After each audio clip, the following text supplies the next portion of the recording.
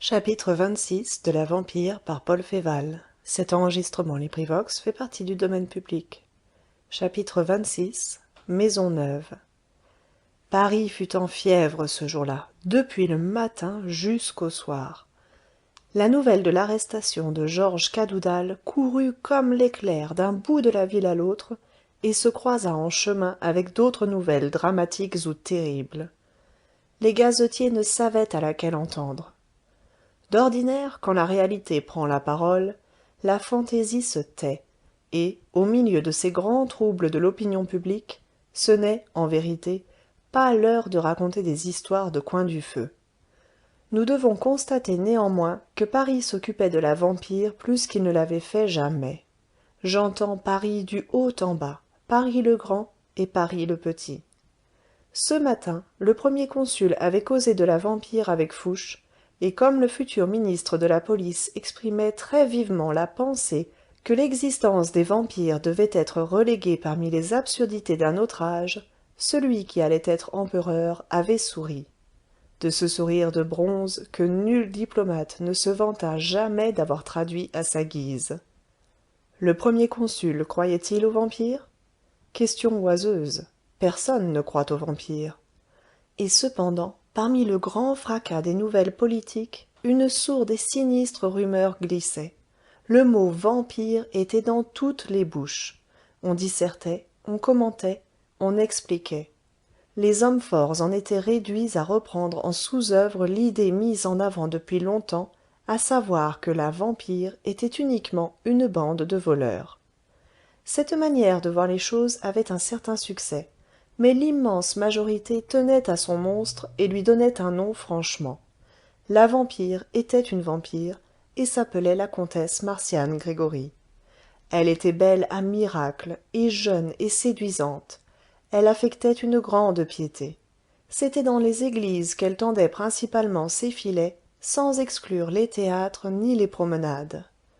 La circonstance qu'elle avait tantôt des cheveux blonds, tantôt des cheveux noirs, était soigneusement notée. Mais on ne peut changer la nature des Parisiens. Leur superstition même a le mot pour rire. Ce miracle des chevelures était tout bonnement pour eux une affaire de perruque. Et, en somme, le secret tout entier était peut-être là. Ces pièges s'adressaient surtout aux étrangers. Elle les affolait d'amour et les conduisait jusqu'au mariage. Comme le mariage civil ne plaisante pas et qu'on ne peut épouser qu'une fois à la mairie, elle s'introduisait, sous couleur de bonnes œuvres, ou même de politique, dans la confiance de ces saints prêtres qui vivent en dehors du monde, au point de ne plus savoir l'heure que marque l'horloge historique. Ils furent de tout temps nombreux et faciles à tromper. Elle les trompait. Elle inventait des fables qui rendaient indispensable le secret du mariage religieux. Ces fables avaient toujours une couleur de parti. La persécution explique tant de choses. Quant à elle, et provisoirement, le mariage religieux, célèbre selon cette forme si simple qu'un récent procès a mise en lumière, une messe entendue et le consentement mutuel murmuré au moment voulu, suffisait à satisfaire sa conscience. Après la messe, les deux nouveaux époux montaient en voiture. Le mari avait annoncé la veille son départ pour un long voyage. Et, en effet, il partait pour un pays d'où l'on ne revient pas. Notez que chaque prêtre était intéressé à garder le secret, en dehors même des raisons respectables qu'elle donnait. Qu'il y eût ou non exagération, les gens disaient aujourd'hui que la plupart des paroisses de Paris avaient marié la comtesse Marcian Gregoryi. On citait surtout ces trois dernières victimes, les trois jeunes Allemands du Wurtemberg, le comte Wenzel, le baron de Ramberg et Franz Koenig, l'opulent héritier des mines d'albâtre de la Forêt-Noire. Vous eussiez dit que ces mystères, si longtemps et si profondément cachés, avaient éclaté au jour tout d'un coup. Et à mesure que les détails allaient se croisant, ils se corroboraient l'un l'autre. Ce n'étaient plus des suppositions, c'étaient des certitudes. Il y avait des rapports officiels. Par un coin que nul ne connaissait, mais dont tout le monde parlait, la vampire se trouvait mêlée aux attentats récents dirigés contre la personne du premier consul. Elle avait touché à la machine infernale, à la conjuration dite du théâtre français, et enfin à la conjuration de Georges Cadoudal. Ces choses vont comme le vent. Vers midi, la vampire était la maîtresse de Georges Cadoudal, après avoir été la maîtresse du sculpteur romain Giuseppe Ceracchi. Puis un nouveau flux de renseignements arriva. La comtesse Marcian Gregoryi était morte d'un coup de pistolet dans la propre demeure du chef chouan. Puis un autre encore. Elle avait été tuée par un jeune homme qui restait en vie par miracle, puisqu'elle avait bu tout son sang. Ce jeune homme avait été trouvé dans une sombre demeure du Marais, au fond d'un véritable cachot, sans porte ni fenêtre, endormi d'un sommeil mortel.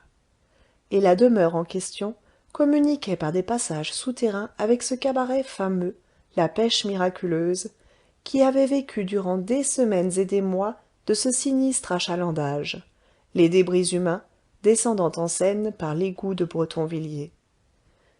On n'oubliait pas, bien entendu, les cimetières violés, et l'on se demandait avec effroi pourquoi ce luxe d'horreur. Dans l'après-midi, troisième marée de nouvelles.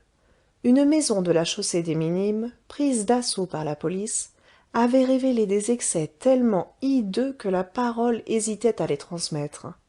C'était là le grand magasin de cadavres, et toute cette comédie lugubre du quai de Béthune n'avait pour but que de rompre les chiens. Un trou s'ouvrait dans la serre de cette maison de la chaussée des Minimes, un lieu délicieux où restaient des traces de plaisir et d'orgie, un trou méphitique où de véritables monceaux de corps humains se consumaient, rongés par la chaux vive. Tout cela était si invraisemblable et si fort que, vers le soir, Paris se mit à douter. Il y en avait trop. Tout avide qu'il est des drames rouges ou noirs, Paris, rassasié cette fois, se sentait venir la nausée.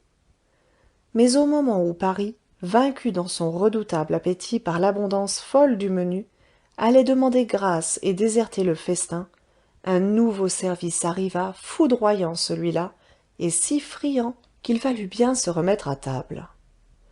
Il ne s'agissait plus de cancans plus ou moins vraisemblables. C'était un fait, de la chair visible et tangible, morbleu, le résidu tout entier d'une épouvantable tragédie, le marc sanglant de tout un massacre. Le théâtre où devait se faire cette exhibition eût-il été à 10 lieues des faubourgs, que Paris eût pris ses jambes à son cou. Mais le théâtre était au plein cœur de la ville, au beau milieu de la cité, entre le palais et la cathédrale. Vous vous souvenez de cette petite maison en construction dont les maçons saluèrent Jean-Pierre Sévérin du nom de patron quand il passa sur le marché neuf, le soir où commence notre histoire? Cette maison était achevée. C'était le théâtre dont nous parlons. Et le théâtre faisait aujourd'hui son ouverture. Ouverture dont la terrifiante solennité ne devait être oubliée de longtemps. C'était la morgue, vierge encore de toute exposition. Et les dernières nouvelles affirmaient que, pour l'étrenne de la morgue, il y avait 27 cadavres entassés dans la salle de montre. Paris entier se rua vers la cité. Quelquefois Paris se dérange ainsi pour rien. On voit souvent des foules obscènes, qui courent au spectacle de la guillotine, revenir la tête basse parce que la représentation n'a pas eu lieu. Ces dames, qui ressemblent à des femmes en vérité, et d'où viennent-elles les misérables créatures, et que font-elles? Ces dames s'en retournent la moue à la bouche. Elles ont loué en vain de bonnes places dont elles ont conservé le coupon pour une autre fois. Assurément, ceux qui souhaitent avec ardeur que le chômage du crime supprime le supplice ne doivent avoir dans l'âme qu'une profonde pitié pour ces créatures, femelles ou mâles, qui se font les claqueurs du bourreau. Mais ils ne peuvent blâmer bien sévèrement le courroux populaire poursuivant de ses huées ce comble de la perversité humaine. Et nul ne prendrait la peine de s'indigner bien gravement si quelqu'un de ces couples à gaieté blasphématoire, à la honteuse élégance, qui viennent la savourer un sanglant sorbet entre leur souper et leur déjeuner, recevait une bonne fois le fouet dans le ruisseau de la rue Saint-Jacques, seul châtiment qui soit à la hauteur de ces fangeuses espiègleries. Mais Paris, aujourd'hui, ne devait pas être trompé dans son espoir. Voici ce qui s'était passé.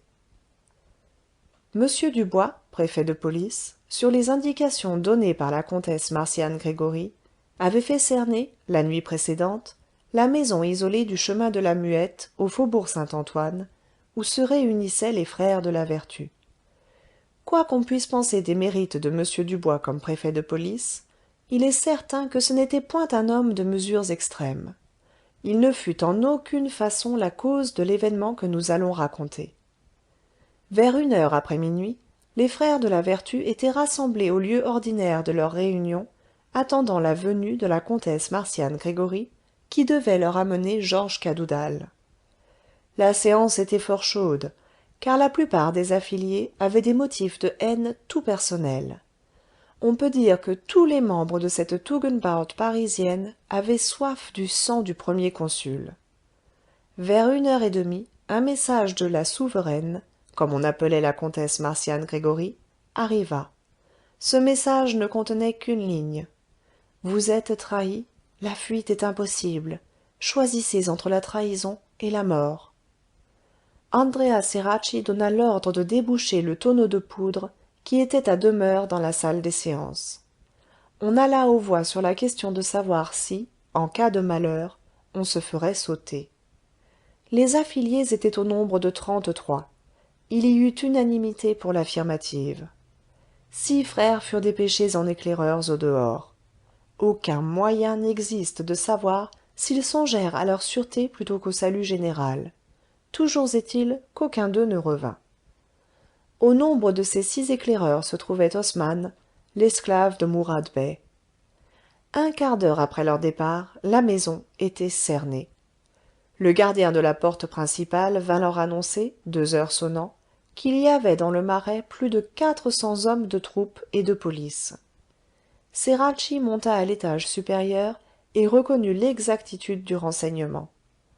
Ils avaient tous des armes. Ils auraient pu faire une défense désespérée. Mais Ceracchi était plutôt un rêveur qu'un homme d'action.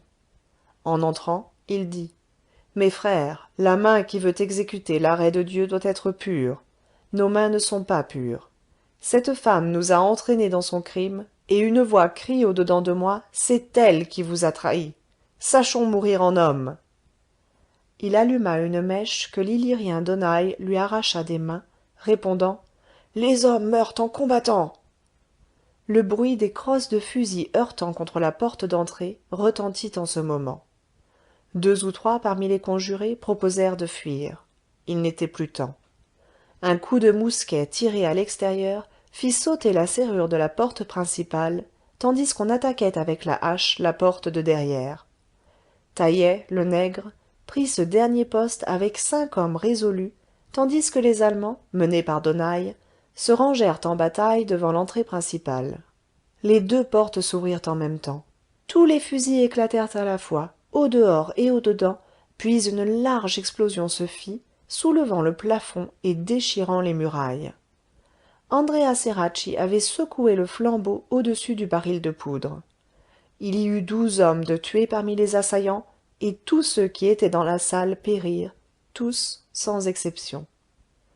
La morgue neuve eut pour étrenne ces 27 cadavres mutilés, parmi lesquels celui de Taïeh, le nègre, excita une curiosité générale. Il n'y a point à Paris de théâtre qui se puis vanter d'avoir eu un succès aussi long, aussi constant que la morgue. Sa pièce muette et lugubre, toujours la même, eut pendant plus de 60 années 365 représentations par an, et jamais ne lassa le parterre.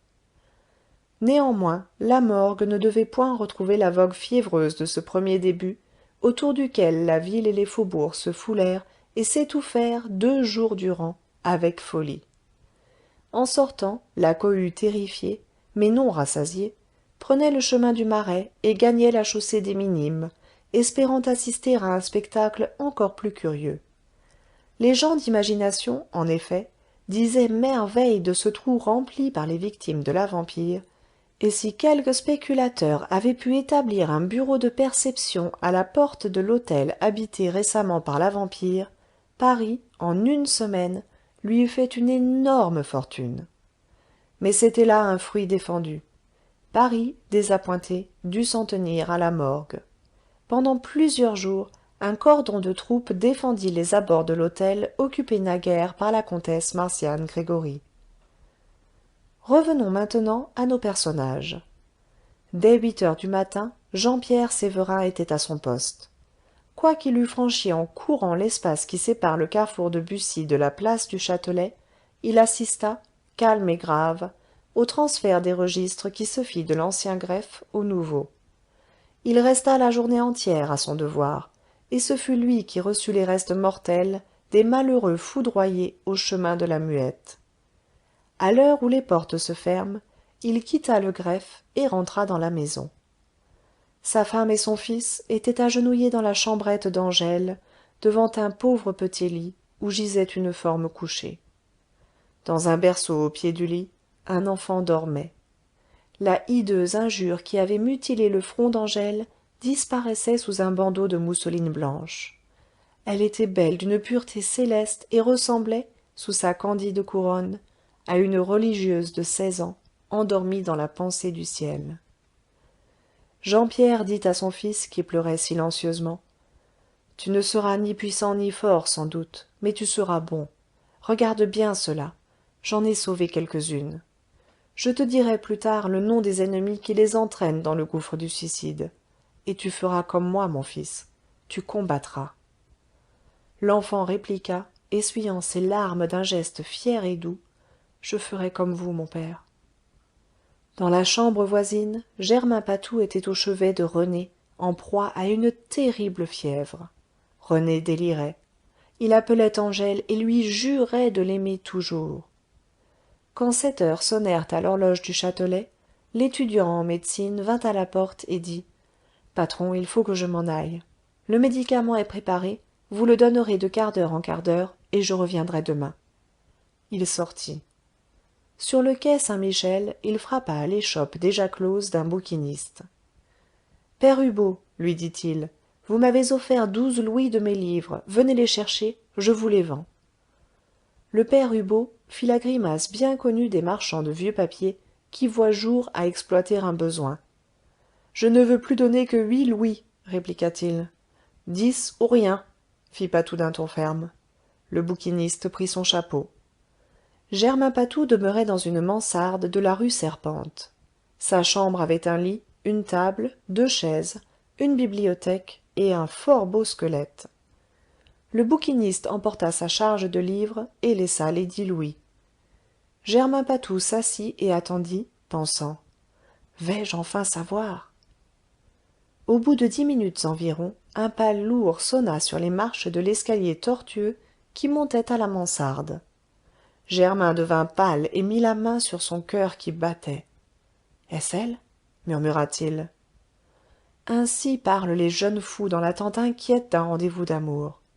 Germain Patou, esprit chercheur, nature après la besogne, n'avait jamais donné de rendez-vous d'amour. On frappa à la porte, Germain ouvrit aussitôt, la figure ignoble et futée d'Ézéchiel parut sur le seuil. Il était chargé d'un pesant fardeau, un sac qui semblait plein de paille mais qui, certainement, à cause du poids, devait contenir autre chose. « J'en ai assez de peine, monsieur Patou, » dit Ézéchiel. « J'ai risqué ma place à la préfecture, et vous savez que c'est fini de rire là-bas au quai de Béthune. Vous donnerez 300 francs. »« Je n'ai que 10 louis, » répliqua Germain. « C'est à prendre ou à laisser. » Les paroles étaient fermes, mais la voix tremblait. Germain ajouta, en montrant l'armoire vide où se rangeaient naguère ses livres: « J'ai tout vendu pour me procurer ces 10 louis. » Le regard d'Ézéchiel fit le tour de la chambre. « J'aurais pu avoir autant là-bas, » grommela-t-il. « Peut-être davantage. Ceux qui font la poule au café de la Concorde, place Saint-Michel, voulaient voir comment elle est faite en dedans, et ils m'auraient payé gros pour lui brûler le cœur. »« Si tu ne la vends pas ici, répondit l'étudiant en médecine, tu ne la vendras nulle part. Je vais descendre avec toi et te forcer à la déposer à la morgue. » Ézéchiel jeta son fardeau sur le lit, qui craqua. Il reçut les 10 pièces d'or et s'en alla de mauvaise humeur. Quand il fut parti, Germain ferma sa porte à double tour. Le sang lui vint aux joues et ses yeux brillèrent étrangement. Il alluma le second flambeau qui était sur sa cheminée, puis, ayant placé des bougies dans les goulots de 2 bouteilles vides, il les alluma aussi. Jamais la chambrette n'avait été si brillamment éclairée. Germain prit dans sa trousse un large scalpel bien affilé et fendit le sac dans toute sa longueur. Cela fait, il écarta, de ses deux mains qui frémissaient, la toile, puis la paille. Il découvrit ainsi la pâle et merveilleuse beauté d'une jeune femme décédée, qui était la comtesse Marcian Gregoryi. Chapitre 26. Enregistré par Nadine Ekert-Boulet à Copenhague en avril 2011.